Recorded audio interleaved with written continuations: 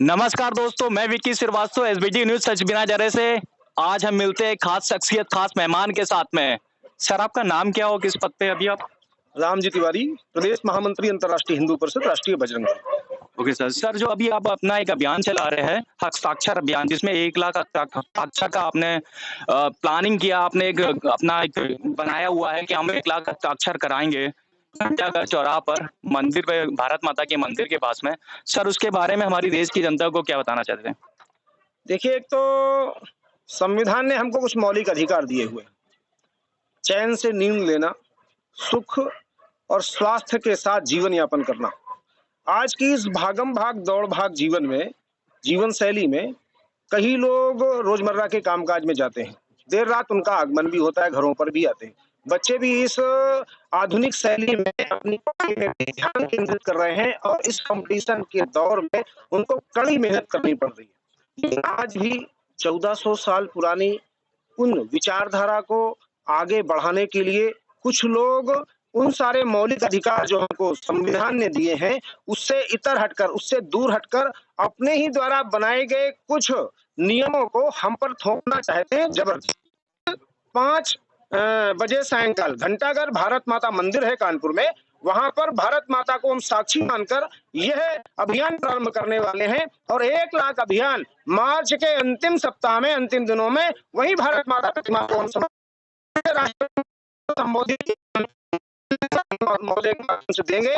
संविधान और उच्चतम न्यायालय ने, उच्च न्यायालय ने बीच-बीच में इन लाउड स्पीकरों के लिए दिए हुए हैं, क्योंकि ध्वनि हमारे कानों को समाप्त कर रही है, हमारे सोचने समझने की क्षमताओं को समाप्त कर रही है। और मस्जिदों से चलती हुई अजान की तेज आवाज लाउड स्पीकरों के द्वारा 8-8, 10-10 लाउड स्पीकर, और उनके कोई एक तय समय नहीं, अलग-अलग समयों पर 5-5, 10-10 मिनट के अंतराल पर सोची समझी रणनीति के तहत ये बजाए जाए।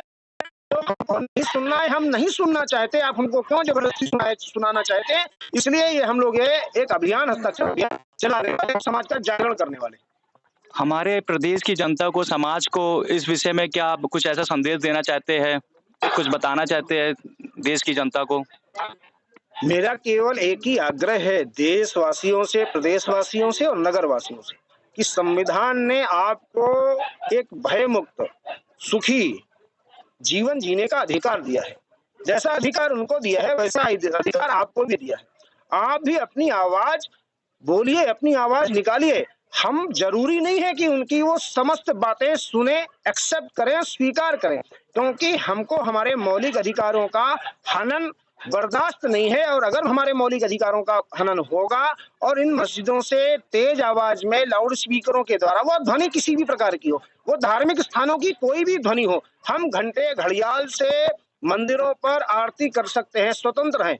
अजान मस्जिदों में की जा सकती है, आप स्वतंत्र हैं। गिरजाघरों में प्रार्थना करनी है, आप स्वतंत्र हैं। और गुरुद्वारों में शबद कीर्तन कर सकते हैं, इसके लिए स्वतंत्र हैं। हम सब सारे काम ये कर ही रहे हैं। इसके लिए अनावश्यक ध्वनि विस्तारक यंत्रों का प्रयोग करके और एक सोची समझी रणनीति के तहत समाज को विखंडित करने का और समाज को भ्रमित करने का और आवाजों के माध्यम से पथभ्रष्ट करने का प्रयास किया जा रहा है। समाज से केवल आग्रह इतना है कि अपने अधिकारों को पहचानें, भयमुक्त होकर इनका प्रतिरोध करें, और एक ना एक दिन हम जरूर ये लड़ाई जीतेंगे, समाज के जागरण के साथ और समाज के सामूहिक सहयोग के साथ। ओके, अंतिम क्वेश्चन ये है कि हमारे देश के, जो आप जानते हैं, हम हिंदुस्तान में प्रत्येक धर्म के लोग रहते हैं, नाना प्रकार के, तो उन सभी को एकजुट होकर कुछ ऐसा संदेश देना चाहते हैं कि एकजुट होकर, या आपके पास कुछ ऐसा विचार है जैसे हमारे देश की जो प्रत्येक धर्म है वो आपके साथ एकजुट होकर आए? अरे हमारा तो उदात्त विचार है, हिंदू जीवन शैली, हिंदू जीवन चिंतन, सर्वे भवन्तु सुखिनः, सर्वे सन्तु निरामया, वसुधैव कुटुम्बकम, वसुधा ही परिवार है। अंतरिक्ष की शांति हो, पृथ्वी की शांति हो, और सब तरफ शांति ही शांति। हम तो शांति के उपासक हैं, शांति के साथ हम शक्ति के भी उपासक हैं। दंगा तहजीब केवल हिंदू मुस्लिम भाईचारा के अंतर्गत ही संभव नहीं है। जब भारत स्वतंत्र हुआ तब इस देश की सैकड़ों रियासतों के जो रियासतदार थे, जो नवाब थे, बहुत सारे मुस्लिम ही शासक थे। यहाँ पर सिख भी अल्पसंख्यक है, यहाँ पर जैन भी अल्पसंख्यक है, लेकिन वो किसी के आगे अपने अधिकारों के लिए रोते नहीं है, अपनी आवाज जबरन आप पर थोपते नहीं है। इसलिए आपको भी, आप आज एक बड़ी संख्या में, तो आप अल्पसंख्यक नहीं रहे। हम सब लोग मिलकर इस भारत के निर्माण की कल्पना कर सकते हैं, लेकिन केवल आपकी मर्जी के आधार पर ये देश चले, ये संविधान चले, ये मुमकिन नहीं है, ये संभव नहीं है। भारत हिंदू राष्ट्र है और भारत हिंदुओं का ही देश है। आप सब इसी भारत माता की संतान है और भारत को मां मानकर अगर इस देश में रहना है, इस पृथ्वी को अपनी मां मानकर रहना है, तो हम सब मिलजुल कर ही काम आगे बढ़ाएंगे, एक साथ इस देश को विकास की ओर लेकर जाएंगे, विश्वगुरु बनाएंगे। लेकिन केवल आपके ही बनाए नियमों के आधार पर नहीं,